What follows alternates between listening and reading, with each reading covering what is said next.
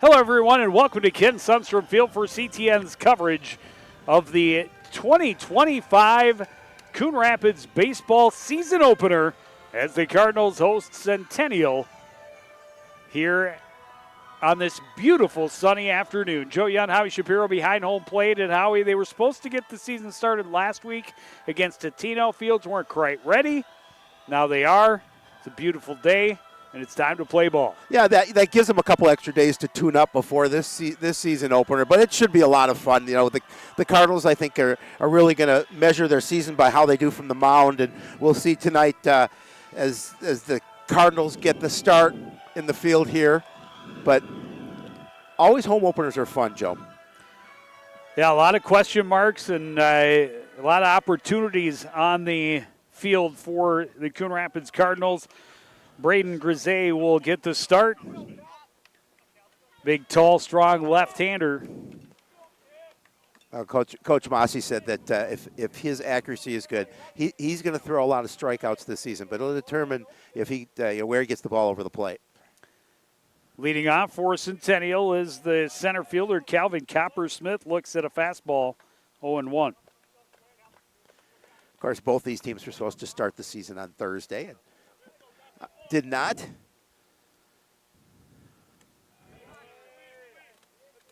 Tried to tempt him with one up out of the zone. It evens the count, 1-1. Centennial ended the Cardinals' season last year. They did. In the playoffs. I believe it was 3-0. Correct. An early season. It was the Cardinals' season opener last year. Oof. He thought about calling that a strike. That was just off the outside edge, a little bit something off on that one from Frise. But it was the Cardinals' season opener. They lost to Centennial last year, I believe, a 9-3 score. 2-1 pitch. Bends but misses outside, 3-1. Now, control will be the story for Braden this season, for sure. Grisey throwing a 3-1 fastball, gets the strike high in the zone. Coppersmith was ready to head to first. Instead, he'll dig back in. It'll be a full count.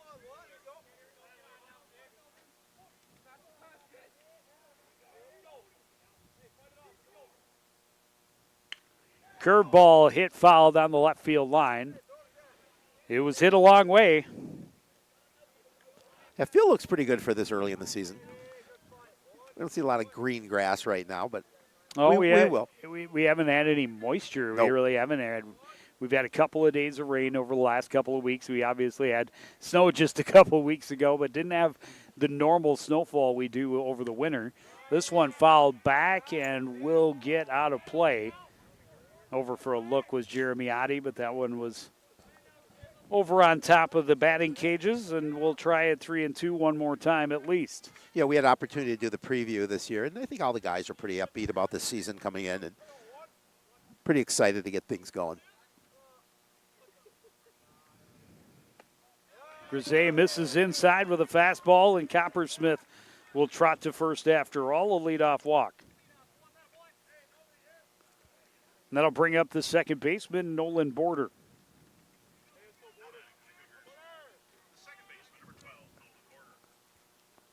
We'll see how adventurous Coppersmith is with a left-hander on the mound. Probably going to stay relatively tight. He bluffs a steal, and that pitch to Border just up high, 1-0. Cougar head coach Bobby Lynch said to me that, he's been dealing with a little bit of injuries here to start the season. So he's fortunate because he has a lot of depth on his bench. Check on Coppersmith this time. He's back in plenty of time.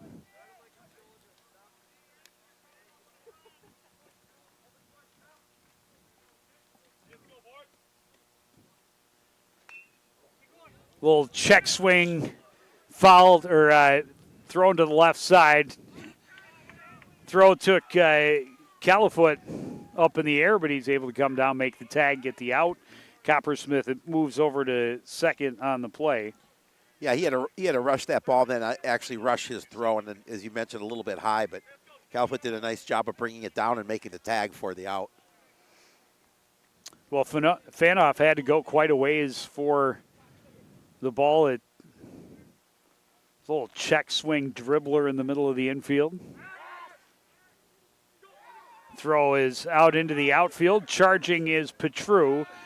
He will throw, but not in time. Doesn't go through, and that'll be an error to put a runner at third base with only one away. Yeah, it's a chance you take when you try and pick that runner off at second. You have to make sure that throw is good there, at least making sure that your fielder's able to get the ball. And that time just got by him. And well, unlike a move to first, you don't have to throw the ball. No, you don't. You can turn around and chase him back, and yes, the throw must be to a glove.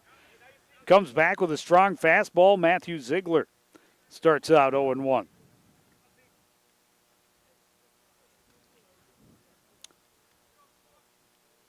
Ziegler playing at third this afternoon for the Cougars.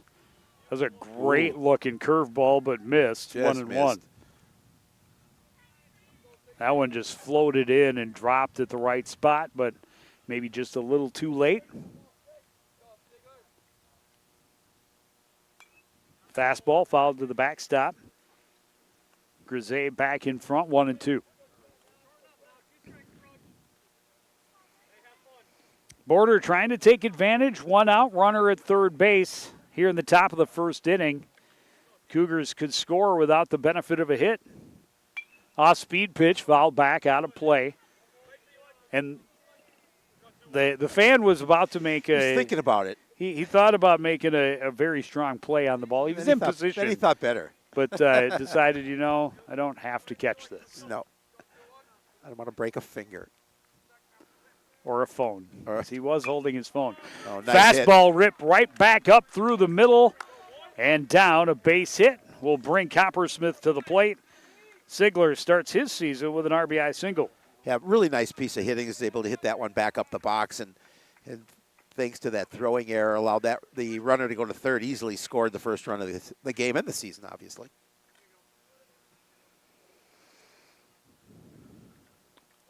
And now first baseman Jake Hosfield will dig in with a runner at first. One out, one already across here in the top of the first inning. And we'll see how Grisey responds to giving up his first hit. Misses outside, 1-0.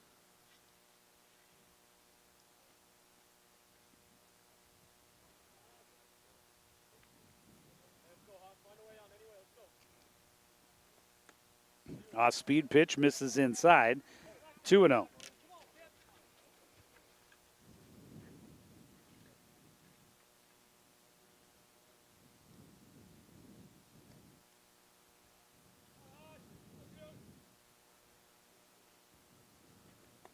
Curveball finds the zone, 2-1. Well, and he needed that strike after a couple of balls. He doesn't want to fall too far behind in the count with a runner on. Already a run across. Well, he's had nice movement on that breaking pitch early in this contest. Just hasn't been able to find the zone. It's a lot different speed than his fastball. And that one almost a little bit faster breaking pitch. Still had a little break to it, whether it was a cutter or a slider, I'm not sure. But it's 2-2 is what I know. 2-2, one out. Runner at first is Matthew Ziegler. Fastball up high, skied in the infield. Coming in to get under it is Lucan. He makes the catch, and there's two down. Yeah, big second out for the Cardinals in the field. And I guess be concerned about that hitter at the plate. Get out of the inning with just one run. Catcher Ben Clausen coming in, trying to extend the inning.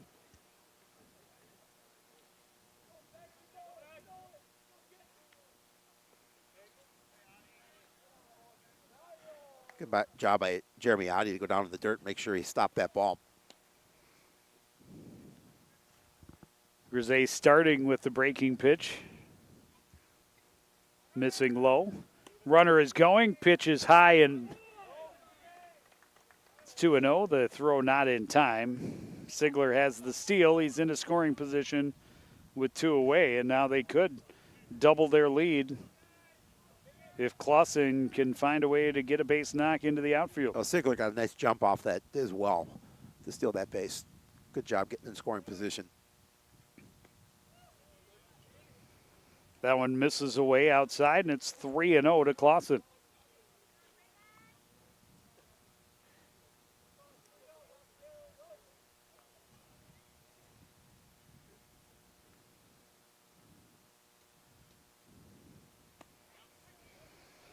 Fastball in there for a strike. Clausen taking all the way on 3-0.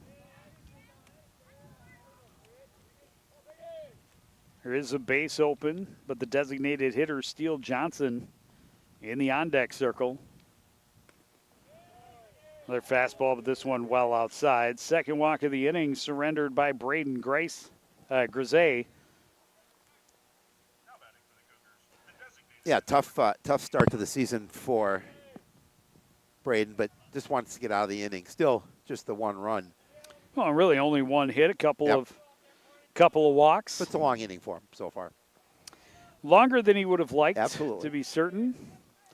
Couple of walks, a hit, and an error in the inning. One on the board, two on the base paths. Curveball misses outside to Steele Johnson, and he starts 1-0.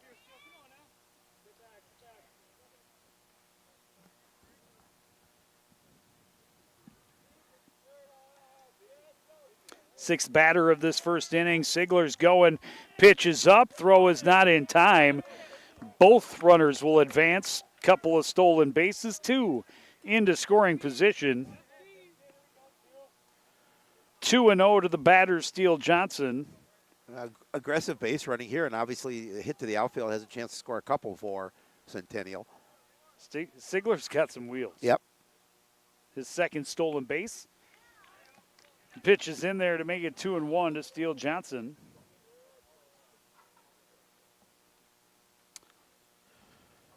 Yeah, really nice start to the season for Matthew Sigler. A line shot up the middle, RBI single, couple of stolen bases. Pitch outside to Steele Johnson makes it 3-1. Yeah, we're only in the first inning.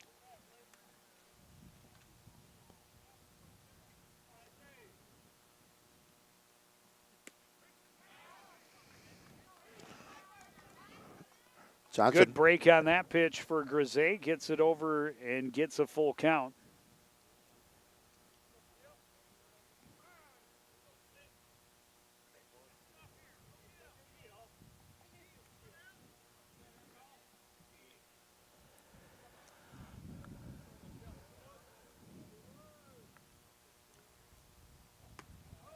Upstairs, ball four, back-to-back walks. Bases are loaded.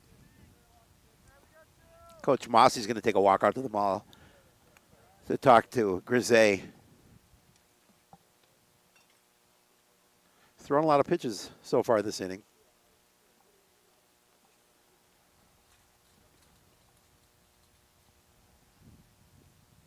That was pitch 31. Yeah, that's way too many.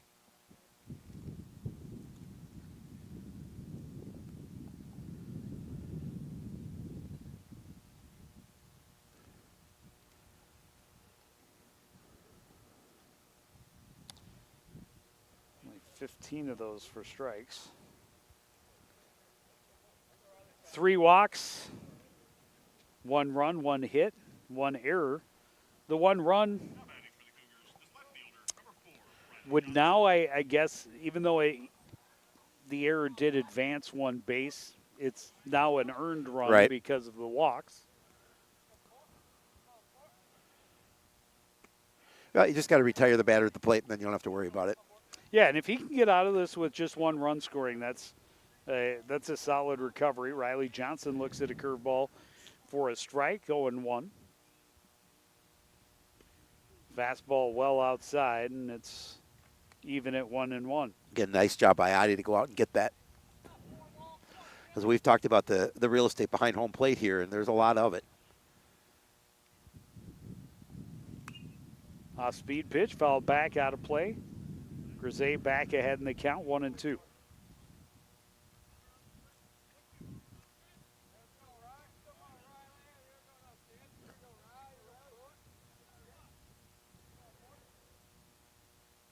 Right, hit him.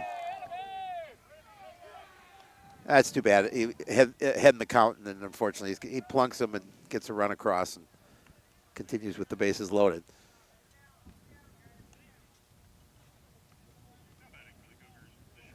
And now the 8th hitter of the order, Ben Fedor, will come in. Bases still loaded with 2 out.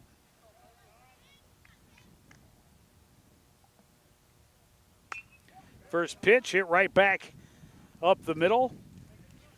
Bryce Kieran flips to Brady Lucan for the final out, but 2-run score on 1 hit. There were 3 walks, 2 left. We go to the bottom of the first with Centennial on top, 2-0 on CTN.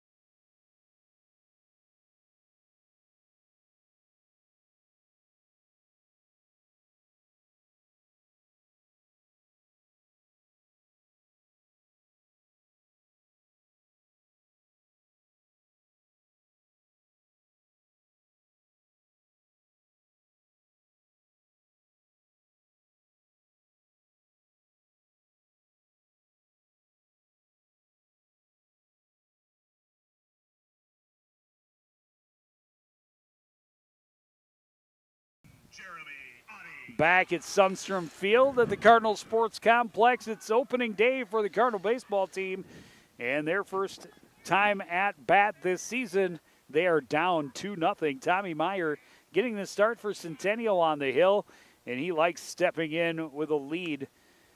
Starts with a fastball up high to Adi, 0-1. Yeah, or 1-0. Just 2-0 on just 1 hit in that top half of the first. And Cardinals would love to be able to answer back here. Fastball in there at the knees.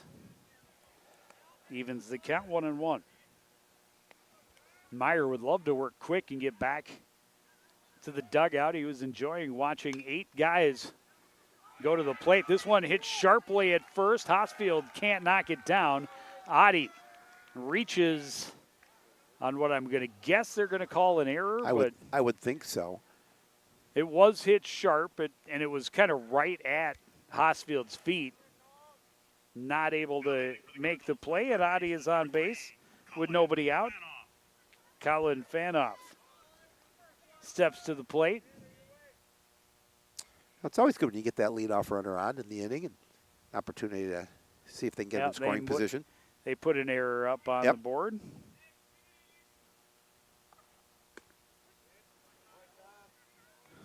Vanoff watches the strike, 0-1.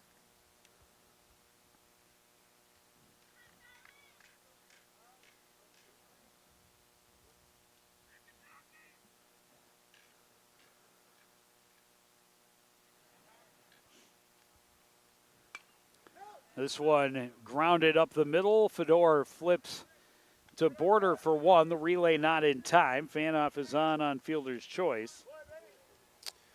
Now the Cougars will take that out to get the lead runner here.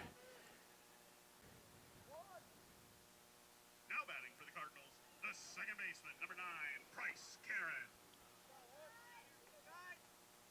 And now Captain Price Karen starting today at second. Fanoff is a captain as well.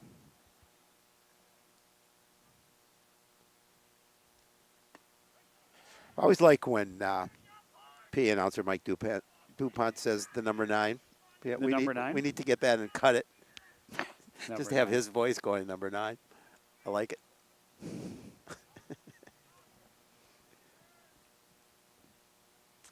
Typically, we see Matt Mossy's teams be pretty aggressive on the base paths.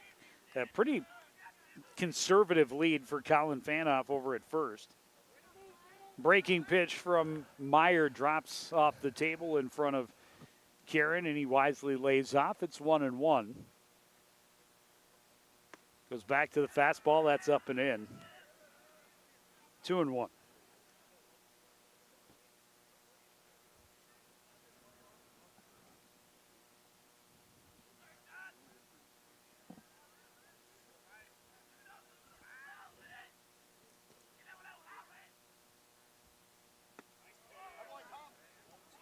Curveball gets him swinging. Yeah, pretty. 2-2 now. They count to Price Karen. I was going to say, it's pretty pitch to even it up. And you're right, the short lead off of first.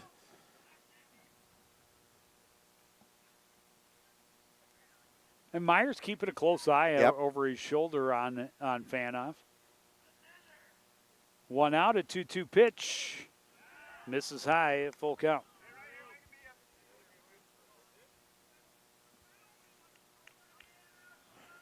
Oh, Karen being patient at the plate.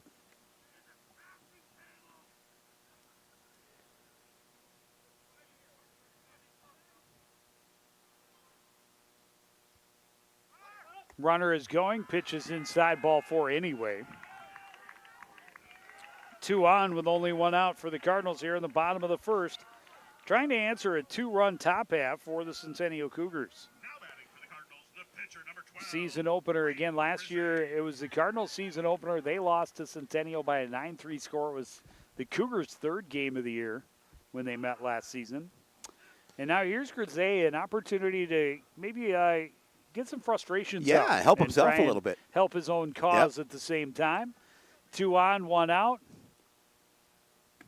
Looks at a fastball, strike 1.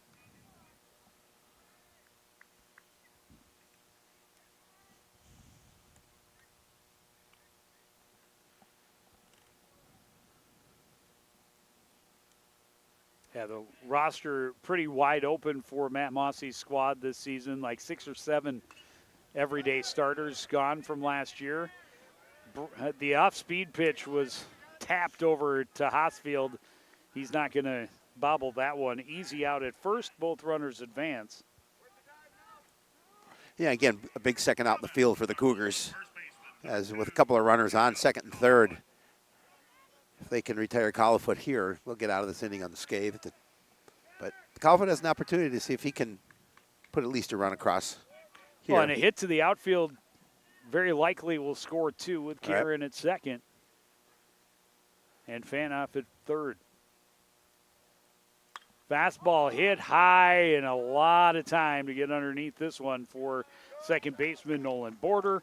He squeezes it. That's out number 3. The Cardinals leave a couple stranded. Centennial leads 2-0 after the first inning. You're watching the 2025 baseball season opener on CTN.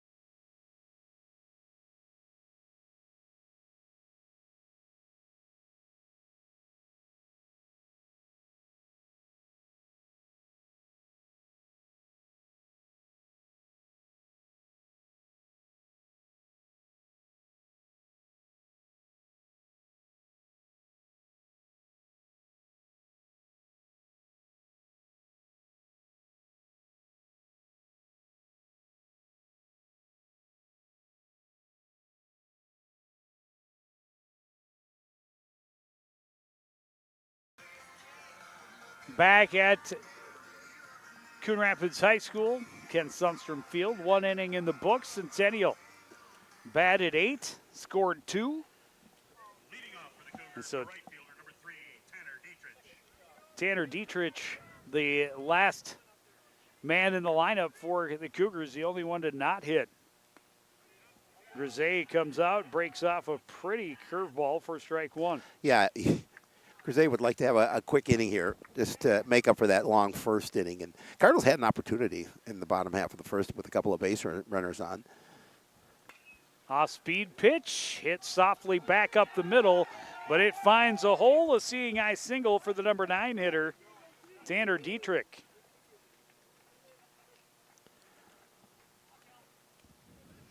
And back to the top of the order. Calvin Coppersmith battled his way to an 8-pitch walk. Ended up scoring the first run of the inning, first run of the season for the Cougars. The throw over, and Dietrich jives back. The throw was well off the bag, though. Califoot did a nice job knocking it down, making sure Dietrich couldn't get up and run for second. Pitch to the plate, way high for Calvin Coppersmith. Easy take, 1-0. Now, Cougars looking to put pressure on Grisey again here in the top half of the second with the first batter on. And that one in the dirt, a good stop by Adi. 2-0. Wind is picked up a little bit and is steady out to straightaway center. 2-0 pitch. Outside, 3-0. Yeah, tough spot here for Grisey. Does not want to put him on. Nobody out.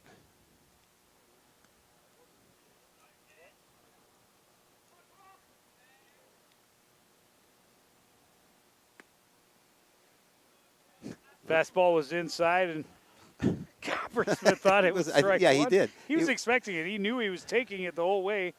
Thought that would have caught that maybe caught the inside edge. Instead, he trots down to first. His second walk of the afternoon. Nolan Border, a little check swing roller on the left side that at the time served to move Coppersmith from first to second.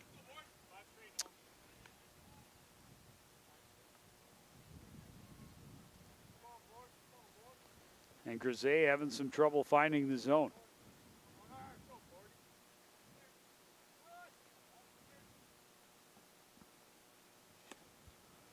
Up and in, 2-0. Yellow control issue here for Braden. Start this inning.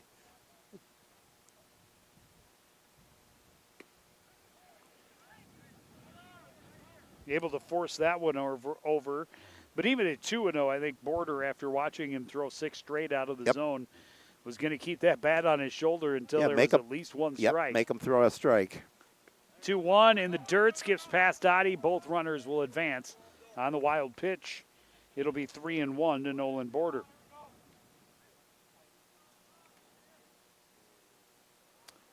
Matthew Sigler, who had the RBI single in the first, standing on deck with his mouth watering.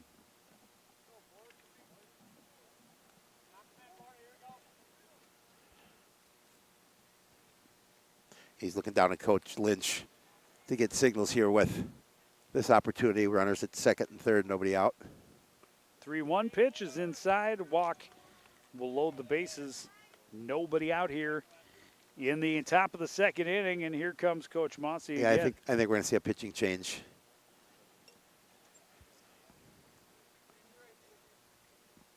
When the whole roster comes, the whole infield moves to the mound, that's usually a good indicator. I saw Aiden Robidoux go out and warm up last inning, so he's gonna take the mound here.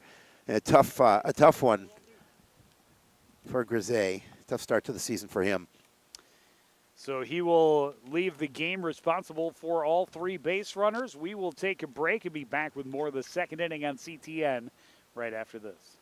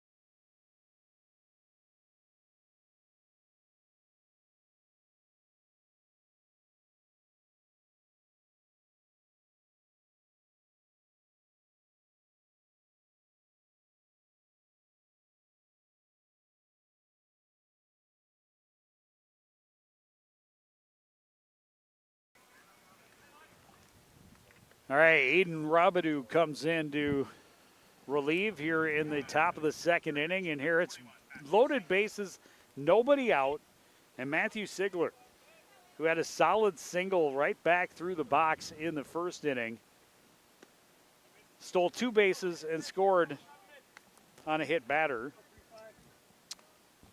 Yeah, now comes up with the bases loaded and pitches inside 1-0. This one grounded to the left side. They will come home in time. That's the only out they'll get, but that's a big out for Coon Rapids. Yeah, big out, and it's just a nice pitch. Gets them to commit to hitting the ball on the ground. Now batting for the Cougars, the first baseman, number 22, Jake Husfield. Good decision from Fanoff. Yeah, I thought so. Threw it in plenty of time. And actually, Dittrich actually got a pretty good jump and made it close, but that was the most important out. Jake Hosfield popped up in the infield in the first inning. He comes up with bases loaded, 1 away. This one in foul territory and out of reach. Fanoff had a good effort, but can't cover quite that much ground. 1-1.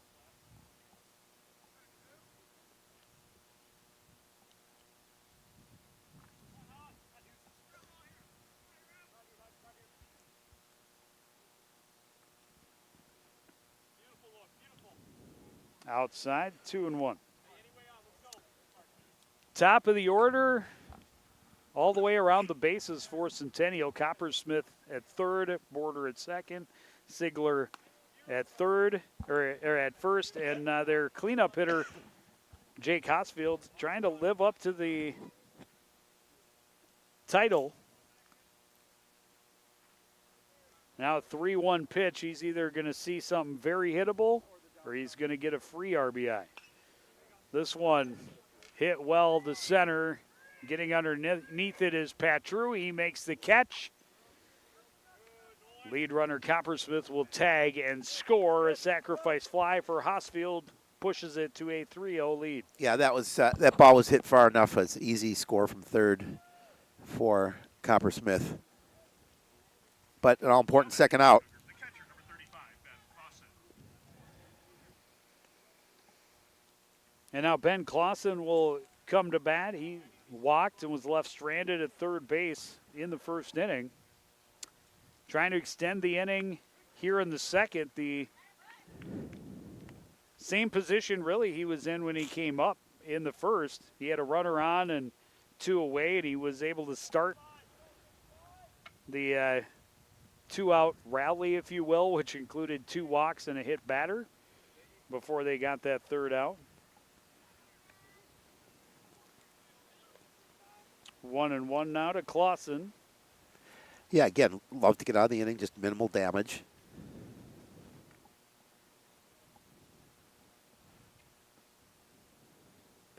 Off speed pitch.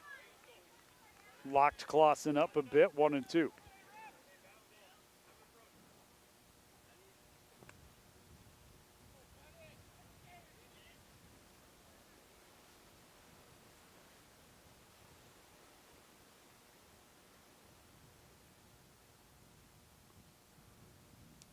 Hit him. Got him. Second inning in a row with a hit batter. And the bases are loaded once more here with 2 away. Well, the fortunate situation for Coon Rapids is that there's 2 outs. But they cannot afford to let any more runs across here. Already down 3-0.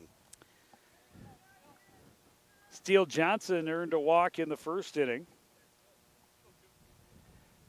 No place to put him this time. Swings underneath a high fastball, 0-1.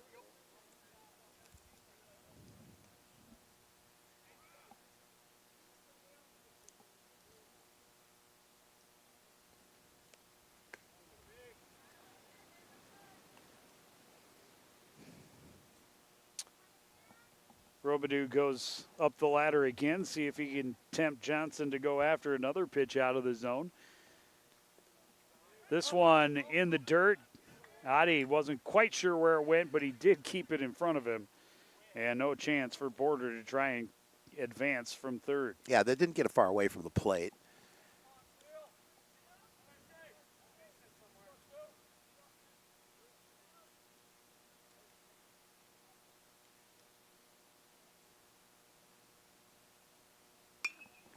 This one hit high to left, but almost right at Max Sloan. He's underneath it for out number 3. But the Cougars add to their lead. 1 run on 1 hit. They left 3. It's 3-0 after 1.5 on CTN.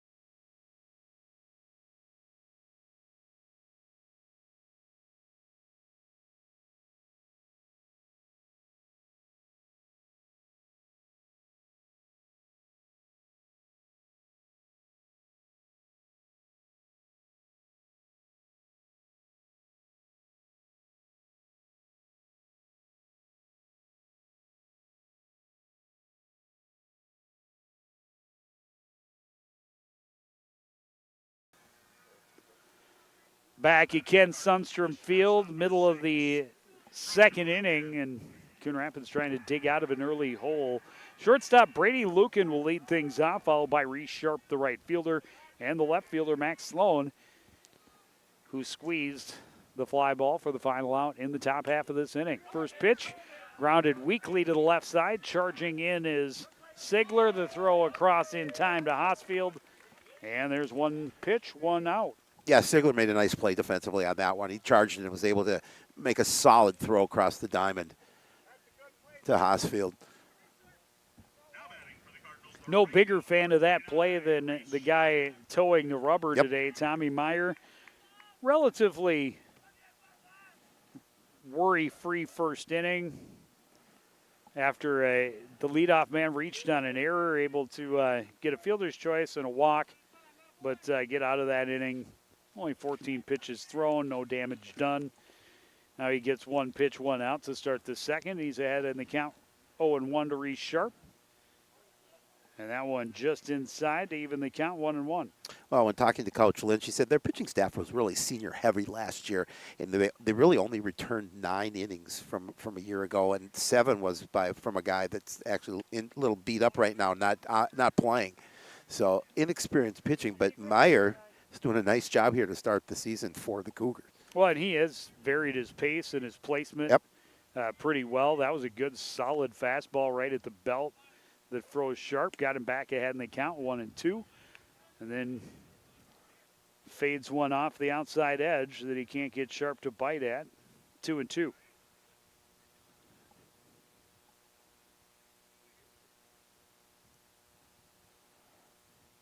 Goes back to the fastball, and that's the first strikeout of the ball game for either squad. As Sharp comes up empty and heads back to the dugout. It's 2 out, nobody on for Max Sloan. Yeah, Meyer pretty efficient here in the second inning. A couple of fairly quick outs.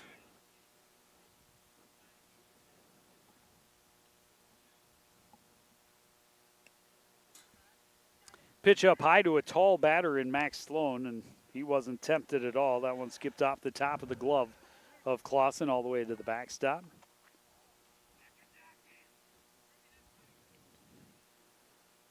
And Coach Alex Boxwell is the one that jogs over to retrieve the one that went all the way to the cage.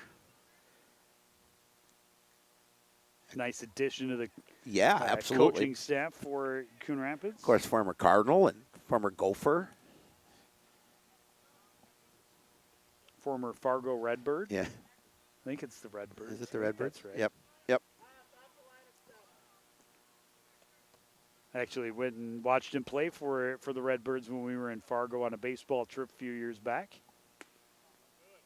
Off-speed pitch, just barely misses. It's 3-0 to Max Sloan.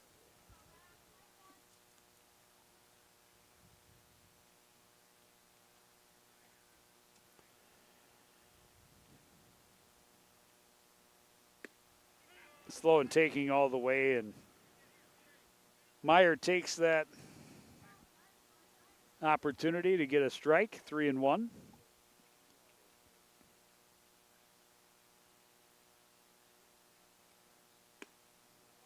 And then misses outside, and 2-out walk will keep the inning alive for Coon Rapids. Their number 9 hitter, the freshman center fielder, Brian Petru. Well, and they'll take obviously any opportunity, whether it's a hit or a walk, to get base runners in this situation, down 3-0.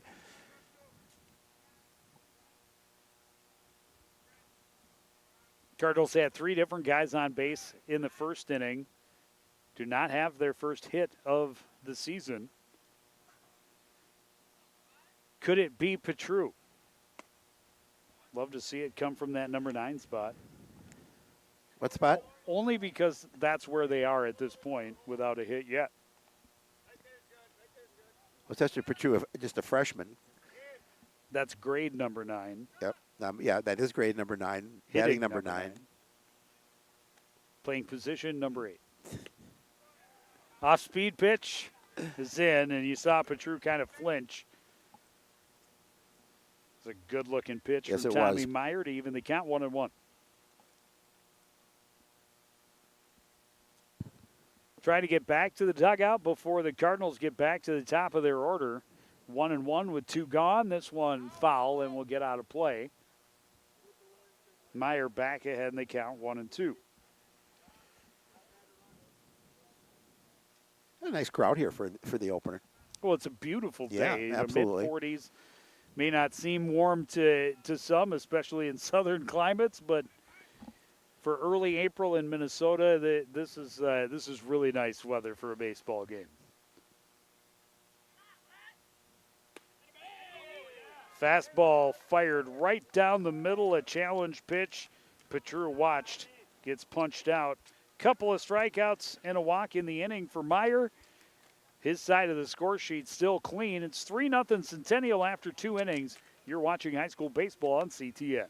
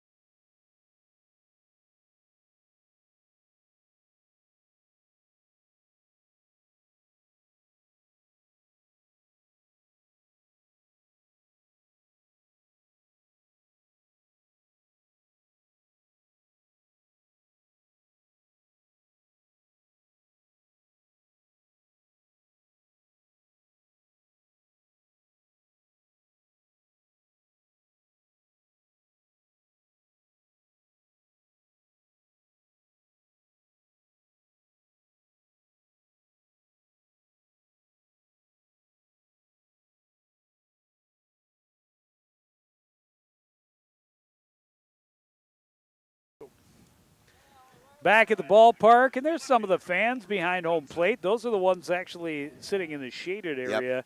But you get the best view of home plate. You do. The best opportunity to question the man in black behind the catcher.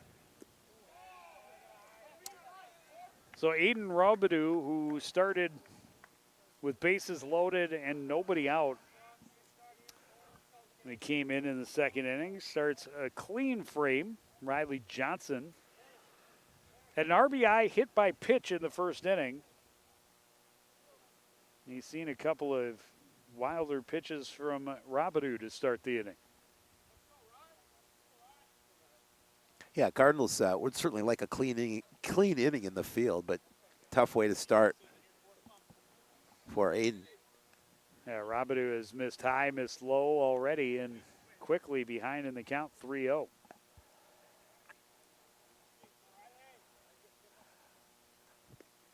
A quick 4-pitch walk.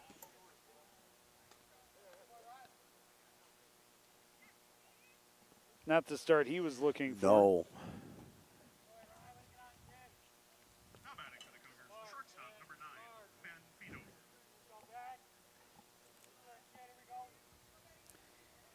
Fedor grounded out on the first pitch he saw in the first inning. That ended the 2-run opening frame for Centennial. He goes after the first pitch again, out in front of it, and fouled it over beyond the Cardinal dugout.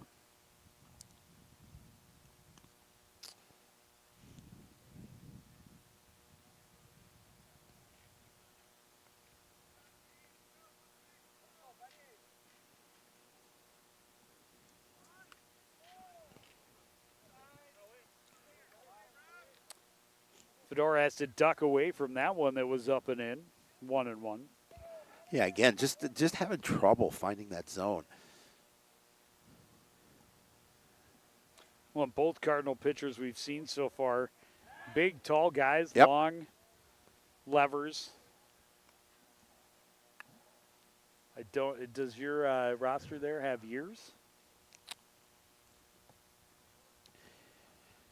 To consider the It does. depth or the age of the pitching. Robidoux is a senior. Senior, yep. What about Grisey? He's also a senior. Well, that doesn't leave him a lot of time to dial things in. No, 2-1 to Fedor with a runner at first, nobody out here in the third. And now 3-1. And Robidoux struggling to find the zone. Just one strike in his first 8 pitches of the inning. In danger of putting the first 2 on by a free pass. This one grounded to the left side, out of the reach of Lukin at short. A base knock. There's 2 on, nobody out. Yeah, good start to the inning for Centennial. You get a walk and you get a base hit. Put runners at first and second with nobody out. An opportunity to extend your 3-0 lead. Going to bring up the number 9 hitter, Tanner Dietrich. Had a single to start the second inning. Ended up getting thrown out at the plate. Was going to bunt the pitch in the dirt. Good stop by Adi, but the throw down is not in time. Vanoff able to at least knock it down so they can't go any further. That's going to be another wild pitch. First one charged to Robidoux. Yeah, now your same situation where 2 runners advance on a wild pitch by a Cardinal. Yeah, again, scoring position, nobody out, and the Cougars have an opportunity to try and jump on Coon Rapids here. Well, and Dietrich was planning to give himself up to get those runners into scoring position. Instead, they're there for free, and now he's got an opportunity to try and bring him in. Vanoff and Califoot both playing very shallow at the corners. Try and keep the run from scoring. Another pitch missing low, and Adi out to have a word with Aiden Robidoux.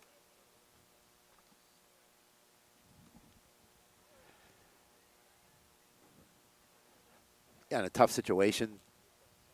Down on the count 2-0.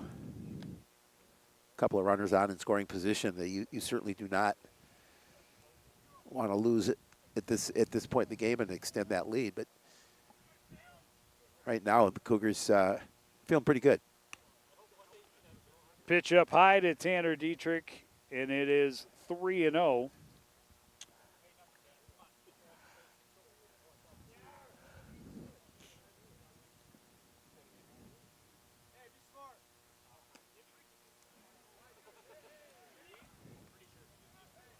Dietrich watches that one all the way. Get me over changeup from Robidoux, gets strike one. 3-1 pitch, goes back to the fastball and battling his way back to a full count. And boy, did he need that strike. Top of the order, Calvin Coppersmith in the on-deck circle. He's walked twice, scored twice. This one hit high down the left field line, well into foul territory. No chance for Sloan to try and get over there. We'll try again at 3-2.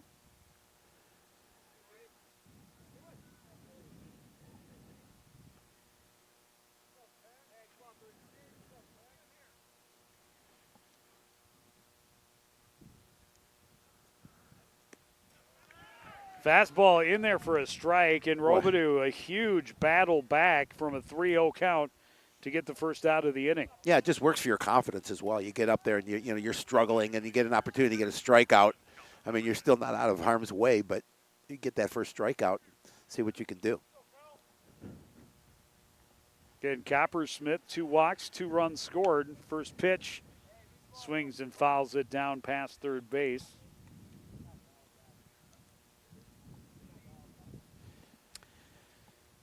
And now the top of the order, an opportunity to do some more damage. 2 in scoring position, only 1 out. 0-1 pitch. Hit him. That's tough. And bases are loaded again. That's third hit batter by the Cardinal pitchers here so far. And we're not through the third inning, top of the third. 1 per inning so far.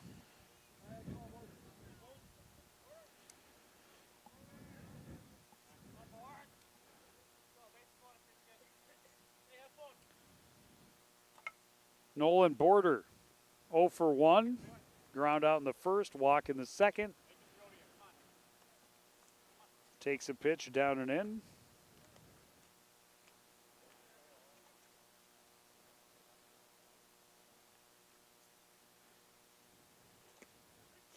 Fastball catches the inside edge, 1-1.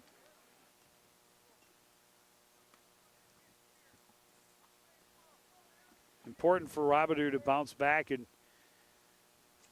have a couple of good at-bats. That one was up and in, and it skipped out of the glove of Vadi. All 3 runners will advance, and it's a 4-0 Cougar lead. Well, that won't help him. That situation will definitely not help him as he gets another wild pitch.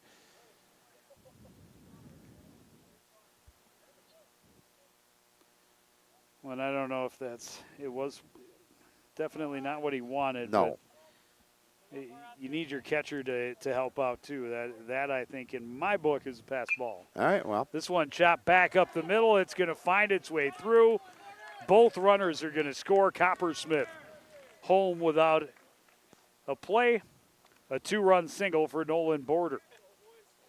Again, another solid base hit. A good opportunity for the Cougars. They've increased their lead to 6-0.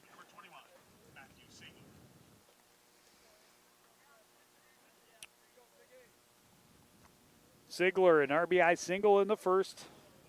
Stole a couple of bases, scored a run. Reached on a fielder's choice in the second. This one skied in foul territory wide at first. Fighting the sun was Califoot, and he's not able to find it. Yeah, he's looking right. And Ziegler lives to swing again. He's looking right into the sun on that play.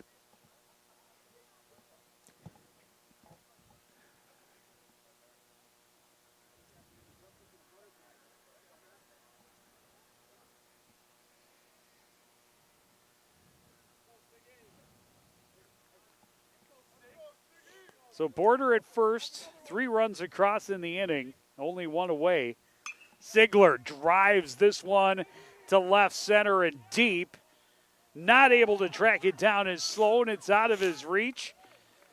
They're going to wave Border home. He is in without a play. An RBI double for Matthew Ziegler, his second hit, second RBI of the afternoon. Yeah, he gave that a ride to just about the deepest part of center field.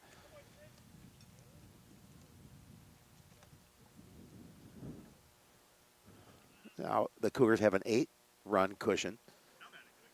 First baseman, number 22. Just 1 away.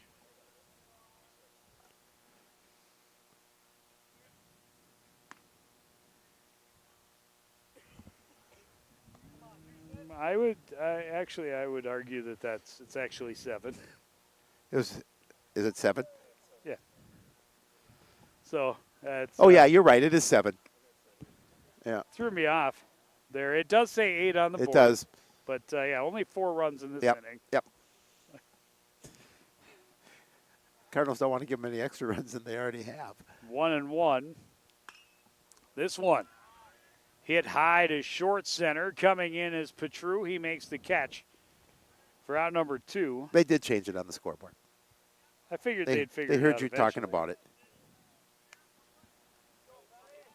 Now batting for the Cougars, the catcher, number 35, Ben Clausen. So 8th batter of the inning, Ben Clausen. He's reached base twice without a hit. He walked in the first, hit by a pitch in the second. First pitch swinging. This one's going to hook into foul territory and fall out of the reach of Sloan, wide of the left field line.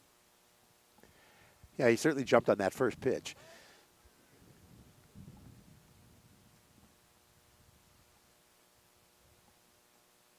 This is the 26th batter for Centennial in just the 3rd inning. It's crazy.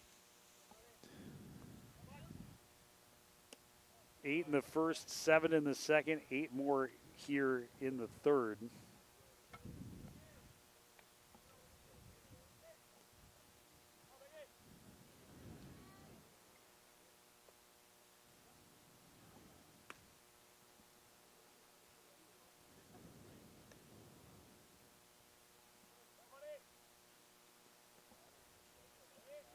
Sorry, 23rd batter. Still, it's a lot of It's a lot. batters. It is a lot of in batters. 3 innings. This one grounded on the left side. Diving effort for Fanoff. Could not get a piece of it. May have slowed it a bit, but Sloan able to charge onto it and keep Ziegler from rounding 3rd and coming home. Another single for Centennial, and they've batted the order here in inning number 3. Well, yeah, runners at the corners and 2 away. Steele Johnson, a walk in the first and a fly ball. Courtesy runner. Joey Hemmer Now batting for the Cougars, the designated hitter. taking over at first.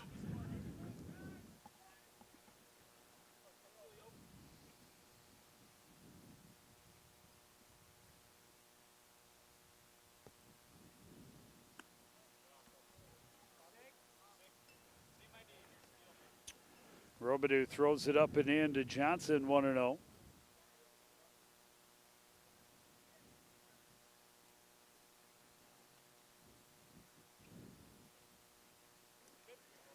Curveball skips past Dottie. He scrambles for it, and Hemmer will move over to second. But Ziegler didn't want to chance it, stays at 3rd. He thought about it. He figured how far it got away from the plate, but he thought better of it. But now 2 runners in scoring position, 2 out, and a 2-0 count to Steele Johnson. So the Centennial DH is going to be looking for a pretty good ball to hit right here. Fastball right at the knees. He keeps the bat on his shoulders. It's 2-1.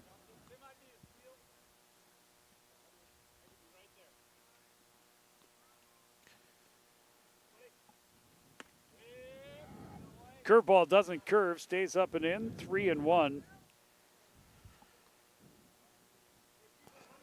Again, now behind in the count. We've seen a lot of that here for the Cardinal pitchers. And another walk. Bases are loaded again here with 2 out. Riley Johnson started this inning with a walk, and now he comes to the plate with the bases loaded and 2 down. Now batting for the Cougars, the left fielder, number 4, Riley Johnson. Now Johnson trying to keep this inning alive and expand the lead. First pitch, high fly beyond second, but Karen able to get on his horse, track it down for out number 3. But 4 runs score. It's a 7-0 lead for Centennial. We're just in the middle of the 3rd inning here on CTN.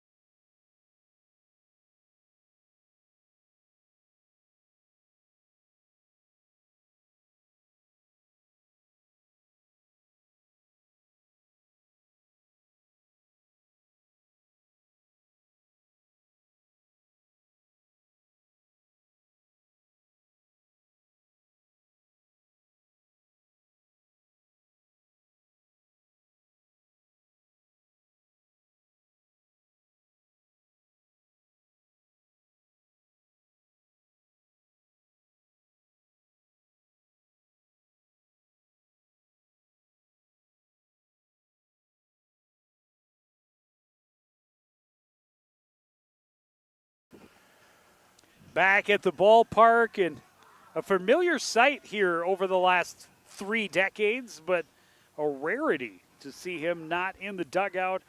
Coach Don Bright, his first year not on the high school staff in more than 25 years, I know, almost 30. Yeah, and I know Maybe over 30. Well, it's difficult for him. You could tell he was emotional about it. You know, he says it's tough to step away, and it makes it difficult. Now he's a spectator, and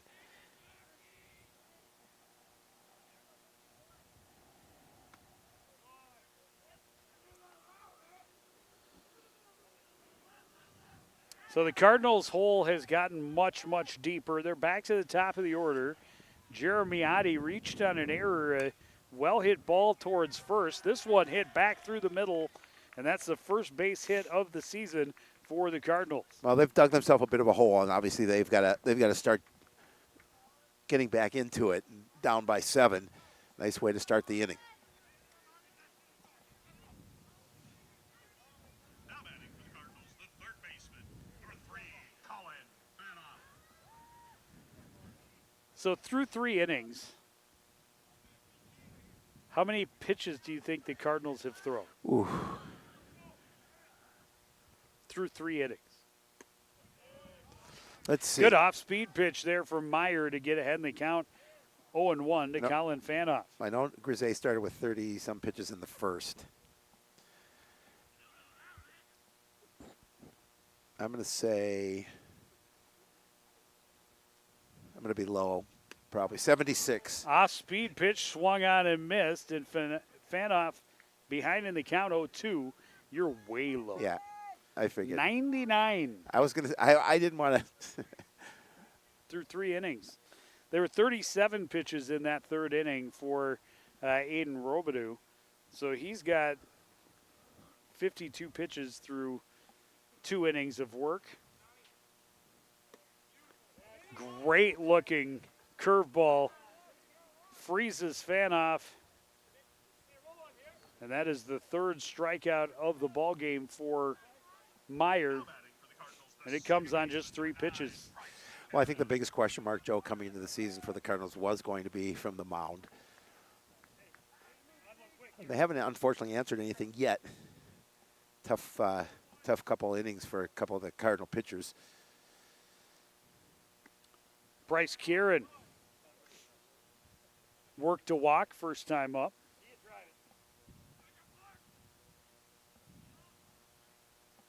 Wanted to step into that late breaking Curveball found the zone 0-1.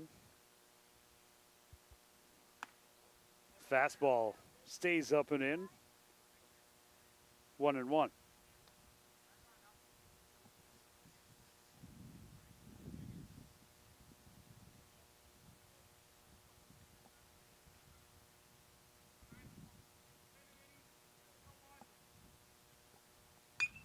This one hit down the line. A great stroke from Price Karen. Adi will dig his way to third. And that's a one-out double for the Cardinal captain. 2 in scoring position with only 1 out. You know, I also think, too, I mean, a nice base hit there is a nice double there. I also think coming into the season, they felt hitting would be a strength for them. And so, you know, just their second hit of the ball game. Now batting for the Cardinals, the designated hitter number 12, Braden Grisey. Braden Grisey stays in the lineup as the DH. Grounded out to first base his first time up. Now with an opportunity to get the Cardinals on the board. Tommy Meyer, really his first time with any pressure on the hill. Blows a fastball by him. Yeah, and I think Meyer, you know, the first tough inning here with runners. He's had the Cardinals had runners. Well, they got in 2 runners in scoring position into the first inning, but he only threw 1 pitch after they moved in the 2 into scoring position. Right. That was on the ground out by Grisey, and then the very next pitch was a pop-up by Califoot that ended that inning. So he really hasn't had a lot of stress to deal with. Again, he was staked to a 2-run lead before he ever took the hill. And he pulls the string on that one and gets Grisey way out in front of it, 0-2.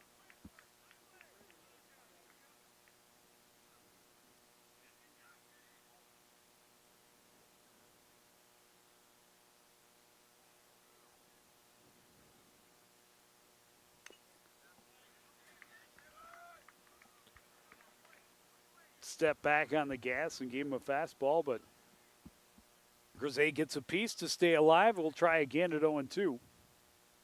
Yeah, Cardinals would love to get some run production here in the bottom half of the third.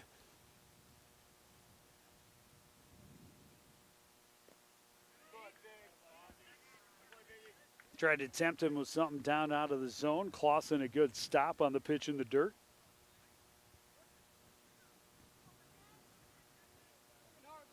One and 2.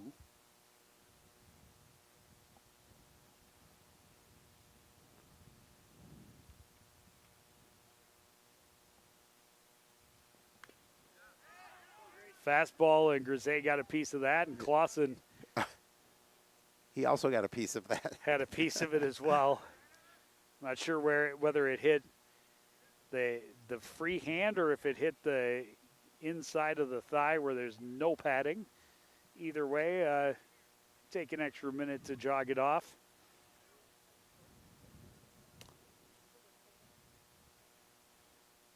It's a position not for the faint of heart. No, you get your bumps and bruises back there.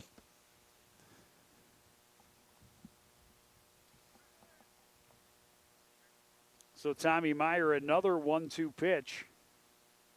Kicks and fires, another fastball, chopped in front of the plate. They look the runner back to third, get the out at first. Well played by the pitcher, Tommy Meyer. Got off the hill quickly, fielded it. Quick glance to make sure that Adi wasn't coming home. Gets Grisey at first for a big second out. And an opportunity to keep the Cardinals off the board, keep his shutout intact. Great defensive play by your pitcher. I mean, and a smart heads-up play. Well, Jacob Califoot has probably had he's had a lot of time to think about the pop-up on the first pitch he saw of the season when he had an opportunity, a couple of runners in scoring position. Here he is again with 2 in scoring position, 2 out. And he wants to swing. He's out in front of a breaking pitch, behind in the count 0-1. Again, he's going to try and make contact with something, see if he can find some, I'd say some green, but maybe some brown. One, you're going to get a little more speed through the through the infield because of the grass being a little dry, a little dead. Little half swing for Califoot, and I think that was going to be a called strike anyway. Good-looking curveball from Tommy Meyer, and he's way ahead in the count, 0-2. 2 runners in scoring position. Cardinals trying to break the goose egg. That pitch is down and away. They're going to score on a wild pitch. Jeremy Oddie crosses, and the Cardinals are on the board. Yeah, and again, they thought they had that situation in hand with 2 strikes. But again, that pitch getting low in the dirt, allowing Oddie to come across, and it's 7-1. First one's always the hardest. Yes. So they got that going for them. Well, you don't want that goose egg. Got that out of the way.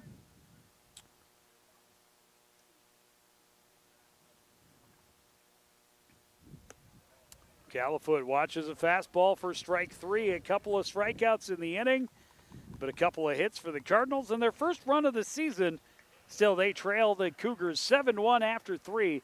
You're watching high school baseball on CTN.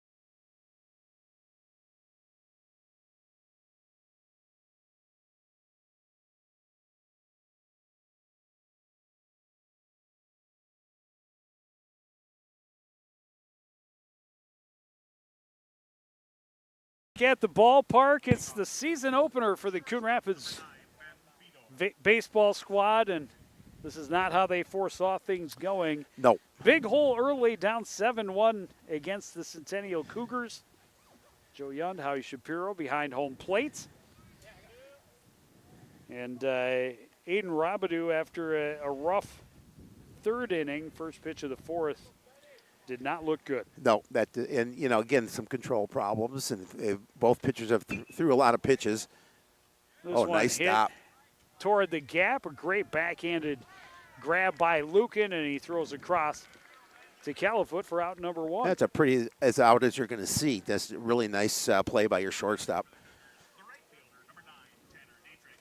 Yep, you got to take the positives you can, and that was a pretty play. Yes. Deep in the hole on the backhand by Lucan. And then the throw across to Califoot. Dietrich, the number 9 hitter. Number 9. Had a single in the second, a strikeout in the third. He is the only Cougar to have struck out this afternoon.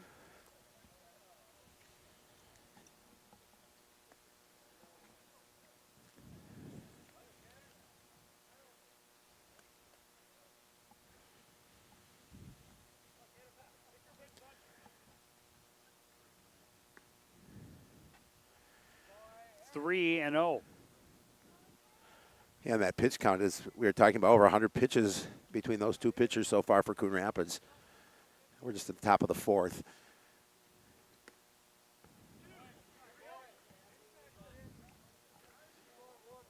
A 4-pitch walk for Tanner Dietrich.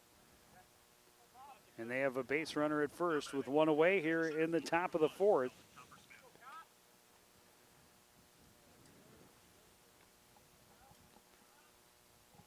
That is the 8th walk of the ball game for the Cardinals staff, and that is the 4th hit batter. One in each inning. It's the second time Coppersmith has been plunked. He's got 2 walks, 2 hit by pitch. And he has reached all 4 times. He scored 3 times. Might be a little sore. He scored it 3 times so far. Now 2 on, 1 out. And Nolan Border had the 2-run single in the 3rd inning. It's the biggest hit of the ball game thus far for Centennial.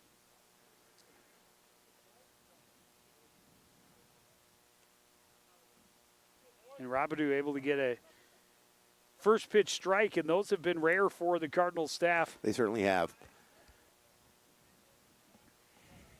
Misses outside and evens the count.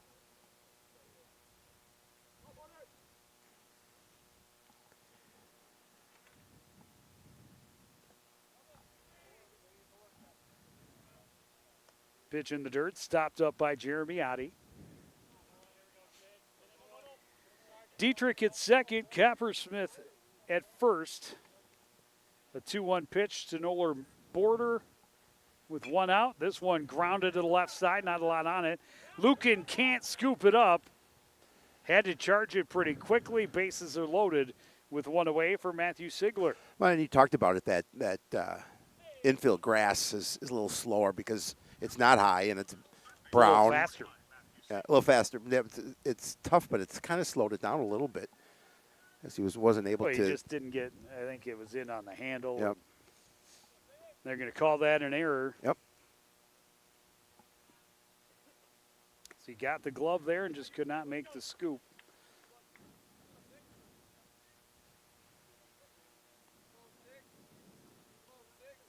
Sigler, a single, a double, a couple of RBI. Half swing, but he checked it in time. It was inside.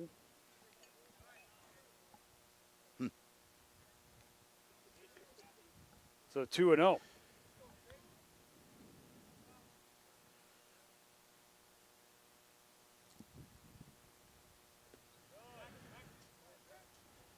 Curveball in the dirt. Oddie, another nice stop.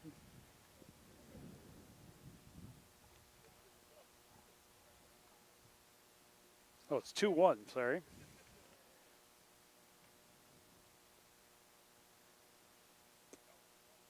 Now 3-1. Yeah, just a little low.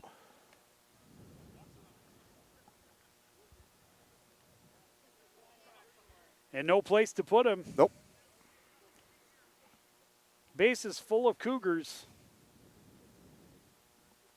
Aiden Robidoux, 3-1 pitch. Up over the head of Matthew Sigler. He'll walk in another run, his 3rd RBI of this ball game. Cougars get the one they gave up right back and threatening to run the score up even more here in the 4th. Now we see a little action in the bullpen for Coon Rapids, and Coach Mossy's going to take a walk out to the mound, talk to his pitcher.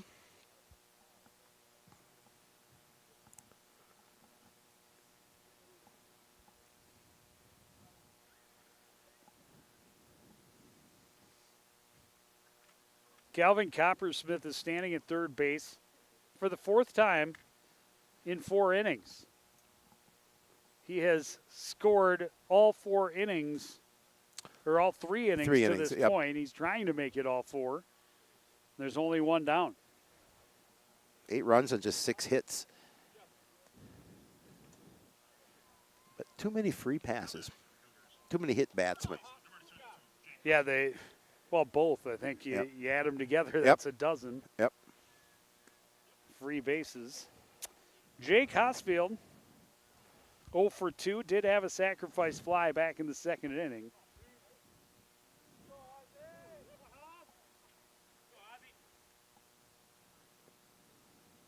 Pitch in the dirt, another good stop by Adi, 2-0.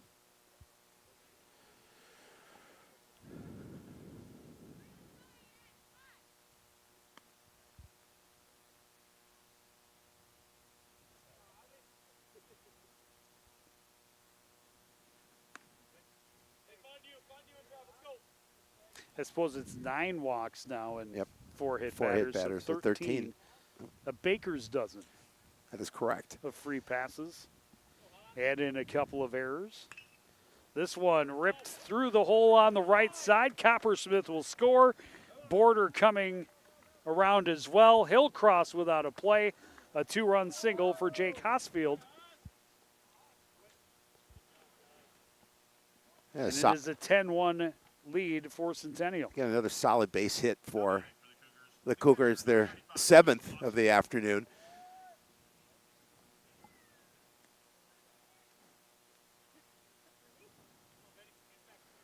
So now Coppersmith has scored in all 4 innings. That one gets away from Adi, and both runners are going to advance into scoring position. That's, I think, the 4th wild pitch and or pass ball. Yeah, it's been a tough Maybe afternoon. 5th. Tough afternoon for the home team, to say the least. Runs scored in every inning. Clausen has reached all 3 times. A walk, hit by a pitch, and a single. That one hit him. Hit him, yep. So runners will not be able to advance. That's the 2nd time he's been hit by a pitch. 2nd hit by pitch in the inning. 5th of the ball game for the Cardinal pitching staff. 4 of them for Robidoux. I think Coach Mossy's seen enough. I think he's going to make another pitching change. That would be the indication as he strolls out to the mound. That means we'll take another break and be back with more of the 4th inning. You're watching Cardinal Baseball on CTN.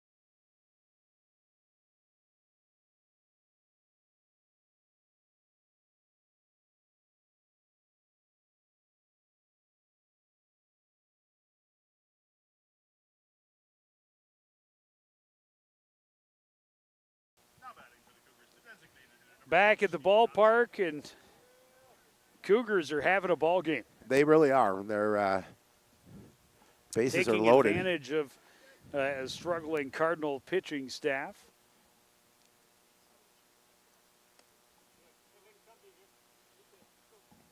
So far, we are now at 121 pitches for the Cardinals.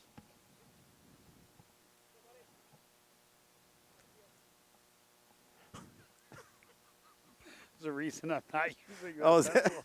I'm trying to write the name down for you. Fastball in to even the count, 1-1 to Steele Johnson. Johnson, a couple of walks and a fly out.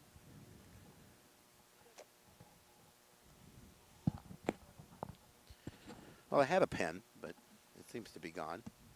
Sam Van Ness.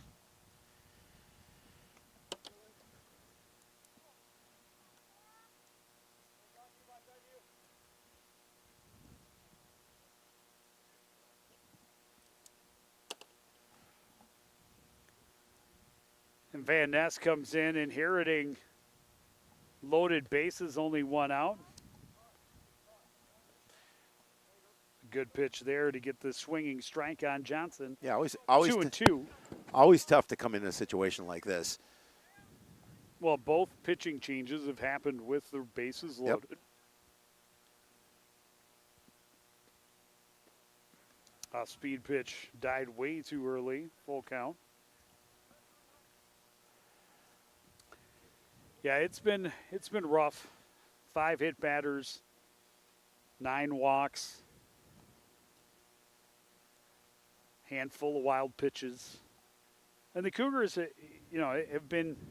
They've had some timely hits, and they've taken advantage of the Cardinal mistakes. Huge strikeout. Fastball in there for strike 3, and Steele Johnson thought he had the RBI walk. Instead, he's got the walk of shame back to the dugout. Now batting for the Cougars, left fielder, number 4, Riley Johnson. And that is just the second strikeout for the Cardinal pitching staff, and then vice versa for the Cougars as a hitting team.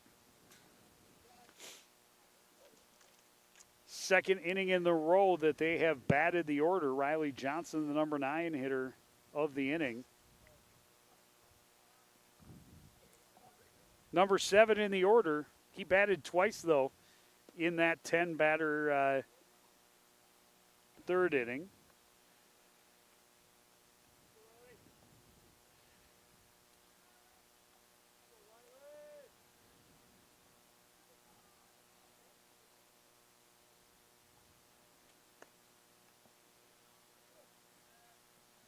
Well, Van Ness and the Cardinals trying to avoid getting down by 10 runs here.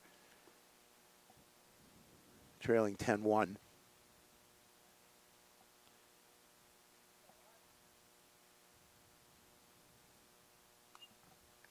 So it fouled back to the backstop by Riley Johnson. And the count is even at 2-2.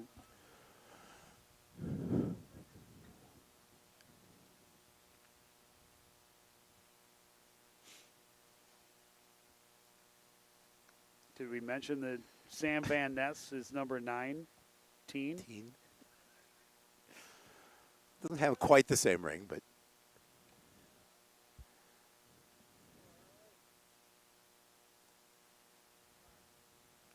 I hit him.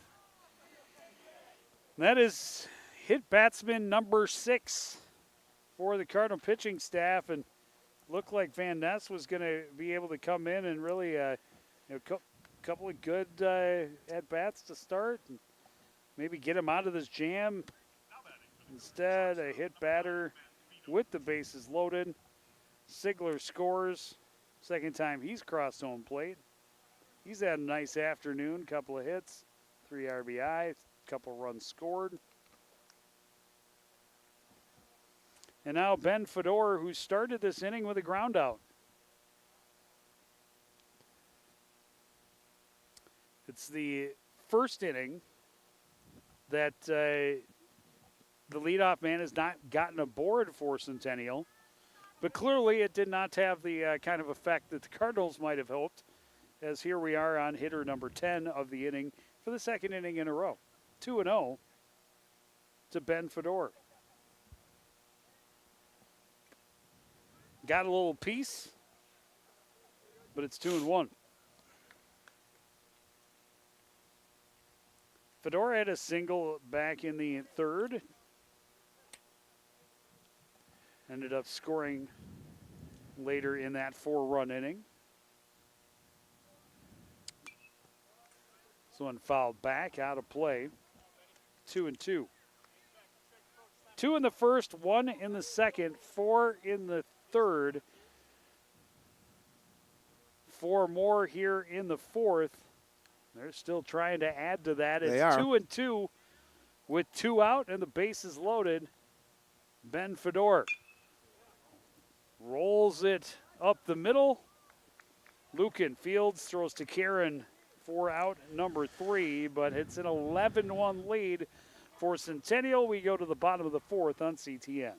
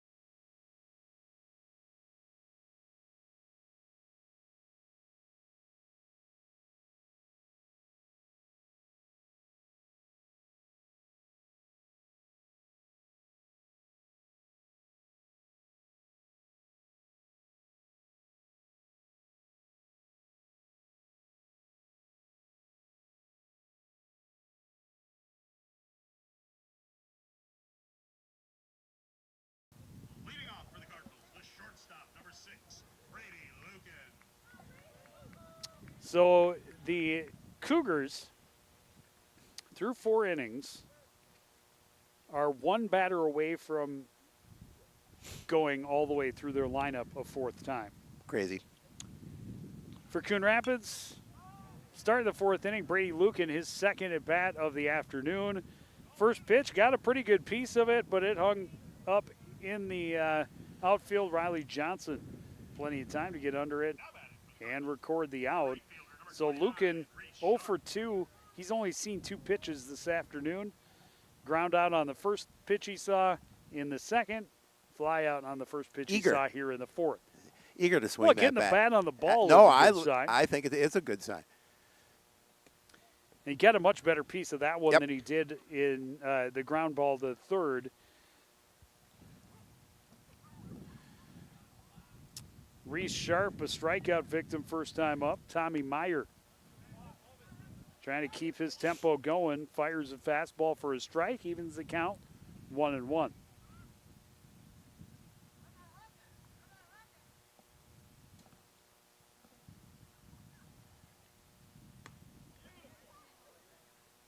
Painting the outside edge. And Meyer ahead in the count 1-2.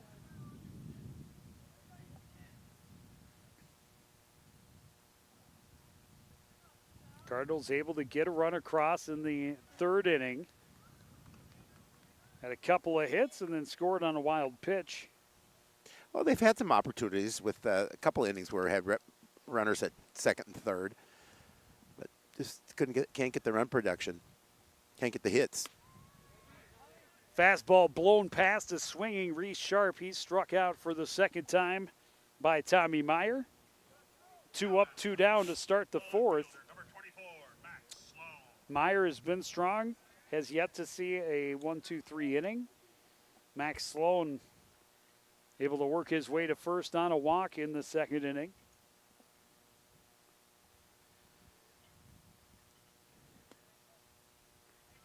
Fastball misses downstairs, 1-0.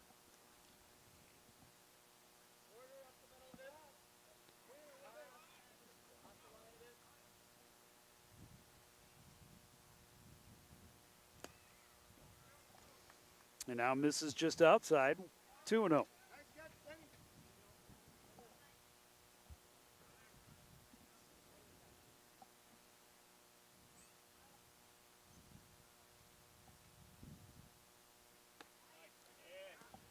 And now Meyer fires it right down the middle. Sloan got a double clutching his bat after it hit the mid of Ben Clausen, thinking I should have swung at that. I think May so not too. see a better one in this at bat.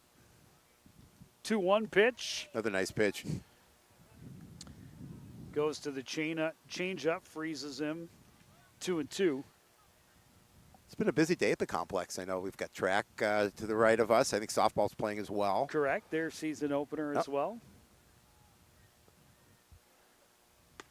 Fastball called, third strike. Back-to-back strikeouts, a 1-2-3 inning for Meyer. He's got 6 Ks now in the 4 innings. He has an 11-1 lead, and his team back at the dish when we come back after this.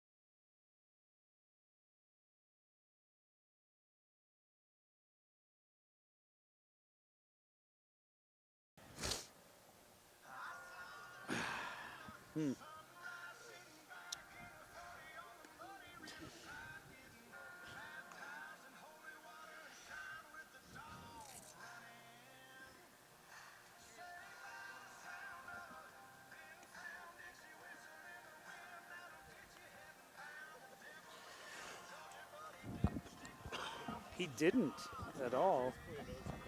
Joe, this is God's country. That's what they say. Which God?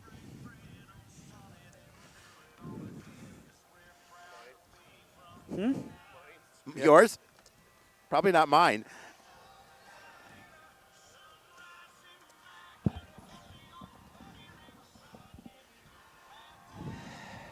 Okay.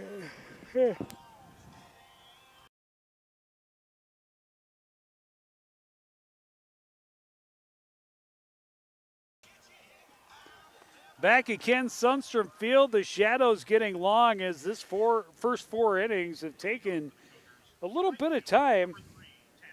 They have. And the Cougars don't feel bad about it at all. No. Up 11-1. Feasted on the Cardinals' missed opportunities. 4 runs in that fourth inning on just 1 hit, and they left the bases loaded.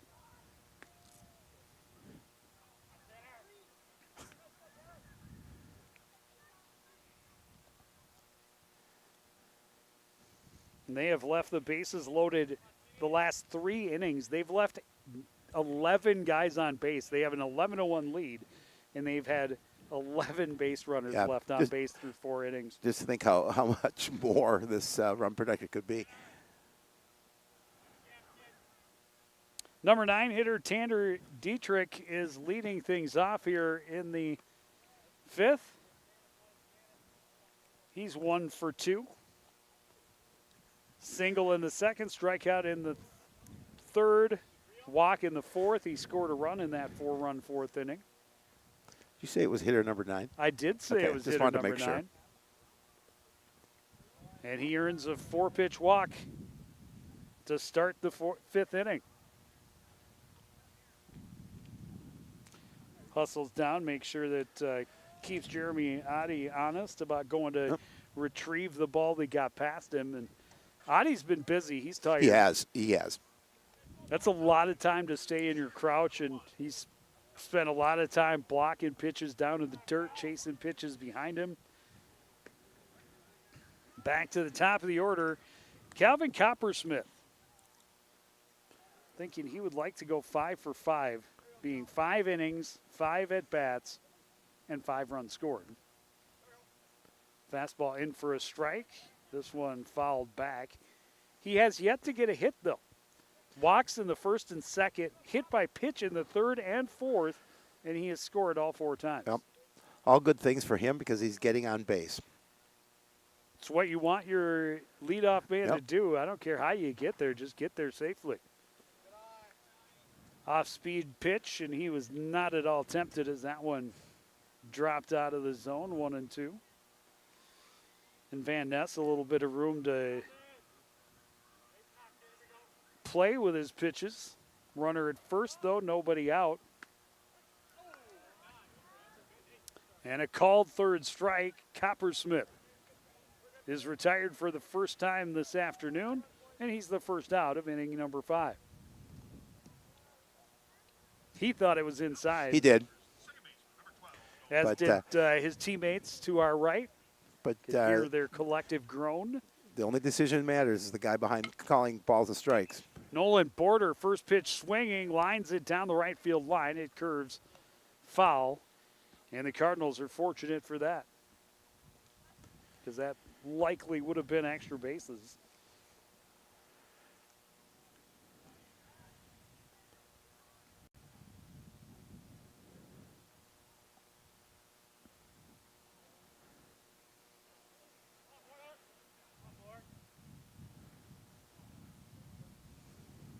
Borders reached base 3 times. Had a 2-run single in the 3rd inning. Another good stop by Adi. Reached on an error and scored in the 4th.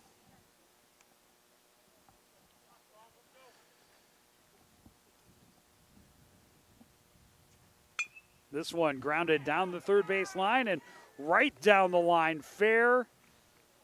Turning but staying at second is Dietrich as Sloan got over there quickly. It's the 8th hit of the day for the Cougars.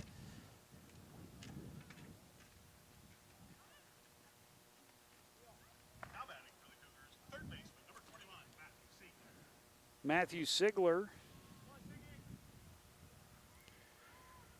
2 for 3. He's reached all 4 times. He's got 3 RBI. Single and a double. This one foul and will get out of play. He's also scored a couple of runs. Yeah, he's had a busy afternoon. Comes to the plate here with runners at first and second, only 1 out.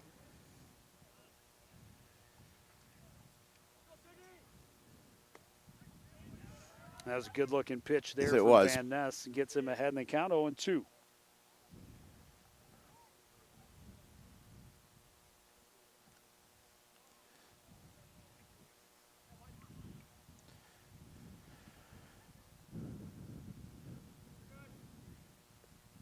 A pitch down low, and it squirts between the legs of Adi. Both runners are able to advance. And now into scoring position.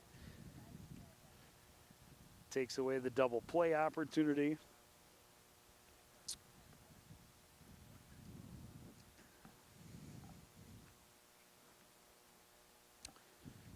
Cougars trying to pile it on even higher. That one is outside, 2-0.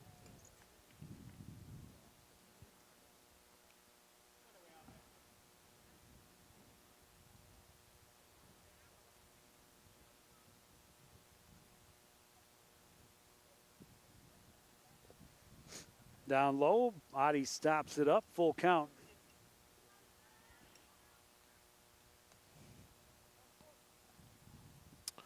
Yeah, the Cardinals sure don't want to let any additional runs in. They're going to have to try and scrap in the bottom of the 5th just to stay in it. Well, and that's if they don't give up any more runs Right. here. That's what I'm saying. They need to score at least 1. Oh, Ooh. I think that was a gift. Yeah. That was shoulder high if it was Yep. anything.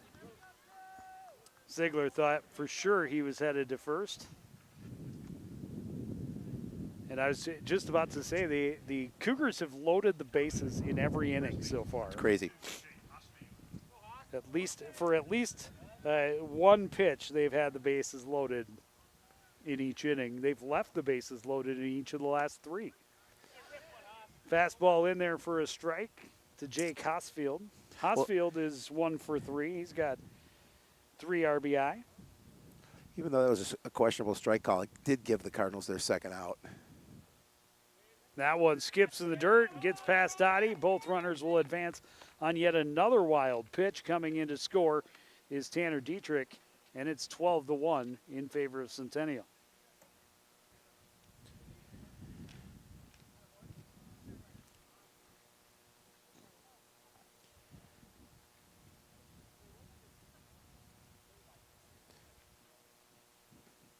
And now 1-1 to Jake Hosfield with Nolan Border, the runner at third.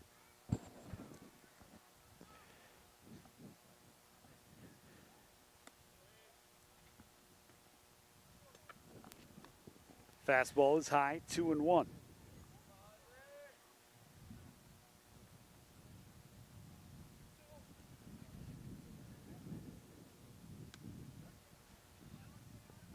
That one's in the zone, evens the count, 2-2.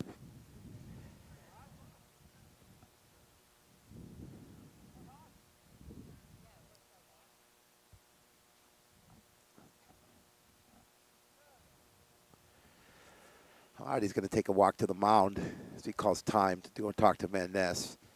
Van Ness, the third pitcher of the afternoon, and Adi again has had a lot more work than he signed up for and hoped for when he took the role behind the plate this afternoon. That is for sure. Yeah, I can see he's gonna feel it tomorrow.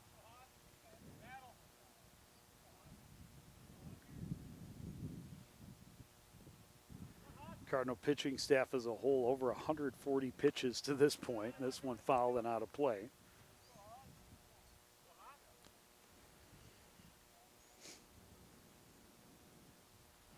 And that's it.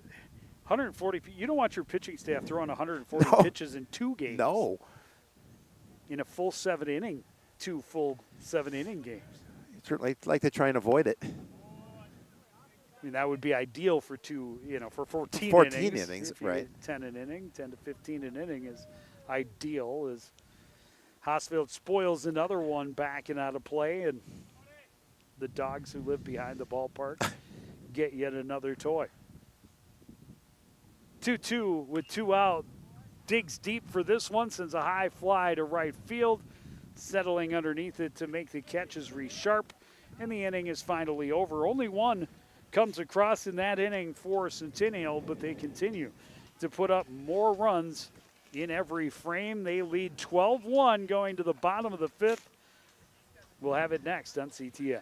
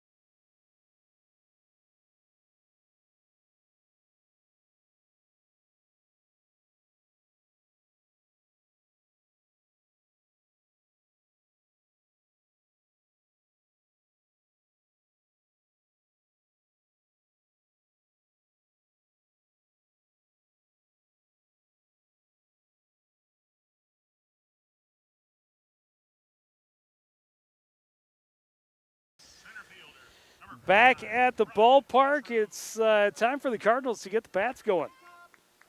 Howie, they trail 12-1 here in the bottom of the 5th inning. They need at least 2 runs to force a sixth. Well, they've been struggling at the plate. Just 2 base hits so far here this afternoon. And obviously, in the bottom of the 5th, trailing by 11, they need the bats to come alive if they want to stay in it. So, yeah, they 4.5 times through the order for Centennial through 5 innings. Coon Rapids, just the second at-bat for number 9 hitter Brian Patru. Patru struck out his first time up, and he'll be looking at a new pitcher. Cooper Sanders takes over on the mound, and Joey Hemmer behind the plate for Centennial trying to finish this one off. Big fastball there. Strong fastball.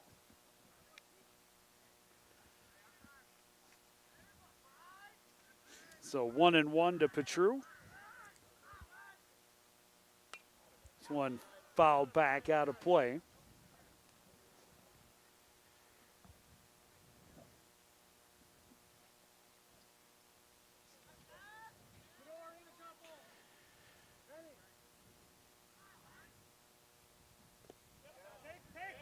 Patru couldn't hold off.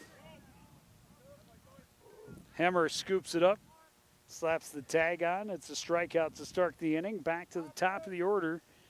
Jeremy Oddie has one of the team's 2 hits. He has their only run. Singled leading off the 3rd inning. Later scored on a wild pitch.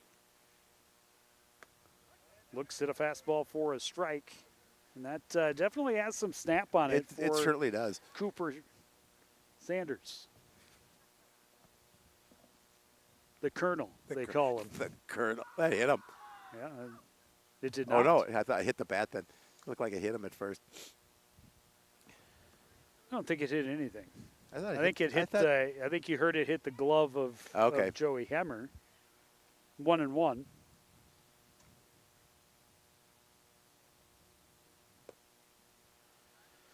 Down low, 2-1.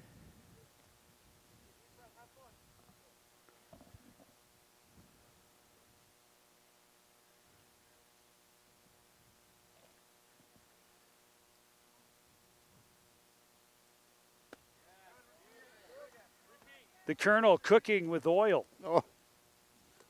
Fires a fastball in for a strike, and he's just heating up.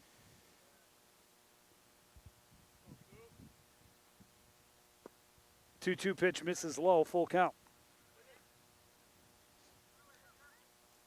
Meyer, a very solid 4 innings, absolutely. gives up just the 1 run on a couple of hits.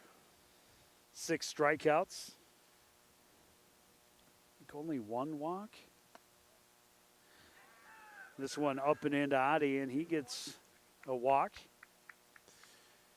Oh, the Cardinals get an opportunity. 2 walks. 2 walks. Yep, get an opportunity to get a base runner. Colin Fanoff will come up. Jeremy Adi, speaking of leadoff runners getting on base, Yep. he's been on base all 3 times, reached on an error in the first, a single and a run scored in the 3rd, and now a walk here leading off the 5th. One skipped away from Hemmer, but not far enough for Adi to think about second base. That was down in the dirt. He did a nice job of just protecting the plate and keeping it in front of him.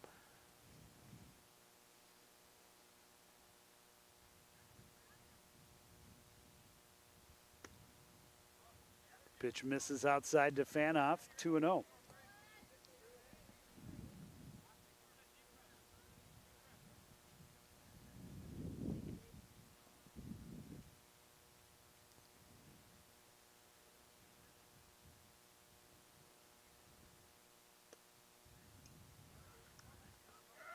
And now 3-0.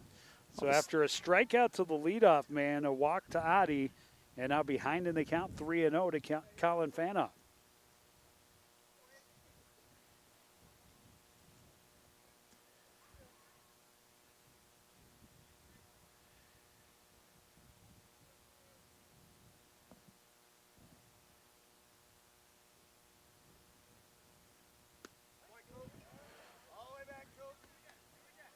Fanoff taking all the way, and the fastball right down the pipe makes it 3-1.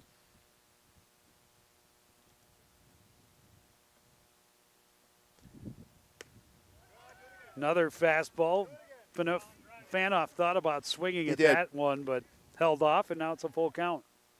Well, again, Cooper with a couple of obviously had to make the pitch before last to keep this count now where it is at 3-2. That is called third strike. Fanoff thought Wow. he was walking to first. Instead, he heads back to the dugout, punched out for the second time in 3 trips today. Number 9, Bryce Karen. Bryce Karen has not been retired. A walk in the first, a double in the third. Trying to keep this season opener alive. 2 down, a runner at first. They trail by 11.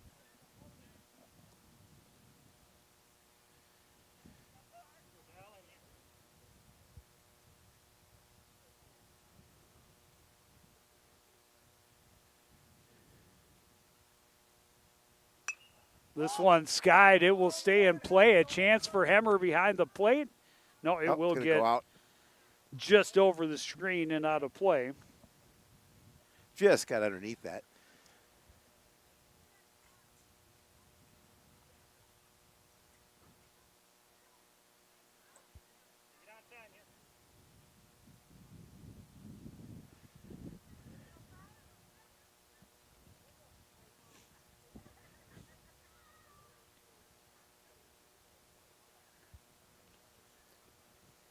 Sanders takes a look at Adi over on first.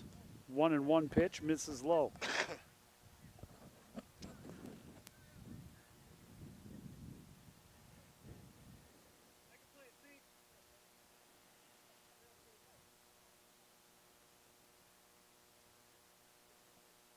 Oh. That one well over the head of Hemmer behind the plate, all the way to the backstop. Over to second goes Adi. And now 3-1 to Bryce Karen. Oh, now you got an opportunity with a runner in scoring position for Bryce Karen to see if he can put something in the gap, maybe drive him home.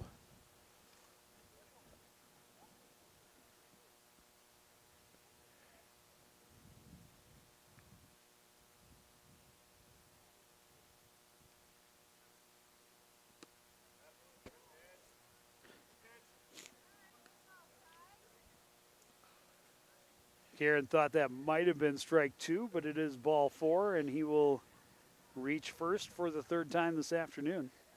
Now batting for the Cardinals. The And he is the run that would push this to a 6th inning. Braden Grisey is 0 for 2. Grounded out to first. And then a little dribbler in the middle of the infield. So grounded out to the first baseman and also to the pitcher. Of course, he was the starting pitcher for the Cardinals today. Another nice pitch there. Sanders is coming right after him. A couple of fastballs for strikes. He's in the driver's seat 0-2.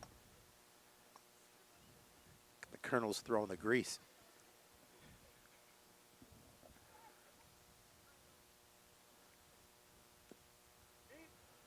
Down and away, stopped by Hemmer, but bounces far enough away that Adi scoots over to third.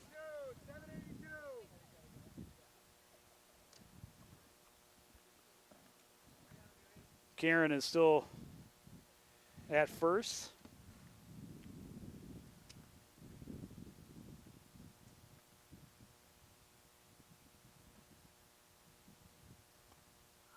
A speed pitch and a little dribbler in play. Getting out there is Hemmer. The throw is in time, and this ball game is over. I don't know if he got that off the knob of the bat, I perhaps. think it seemed like it because it But didn't go very far. It just died, and you saw him kind of hesitate before dropping the bat and running for first. And at the same time, they realize that's not a foul ball. That's in play. Well, not the start the Cardinals wanted, Joe, and you know, just a couple of base hits and way too many walks given up by the pitcher, too many hit batters by the pitchers, obviously, and just Couple not of errors. Yep, that some they errors. would Yeah, like just back, but not the clean game that they wanted to see for their opener. yeah, just and again, way too many pitches thrown, 140 plus in 5 innings, and they fall 12-1. But it's not how you start; it's how you finish. And the Cardinals know that next time they see the Centennial Cougars, they hope to be a much improved team because it could mean a whole lot more. Yes, it could. But that is going to do it for this edition of CTN Sports. I want to thank everybody out there for joining us and continuing to support everything we do here at CTN. For the entire crew, including Howie Shapiro, I'm Joe Young, saying good night.